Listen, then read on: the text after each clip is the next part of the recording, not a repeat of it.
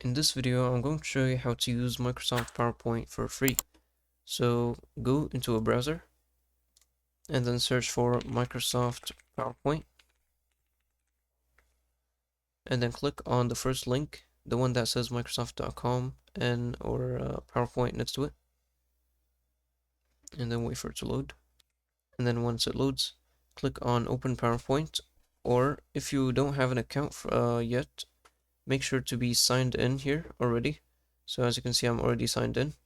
Then click on Open PowerPoint,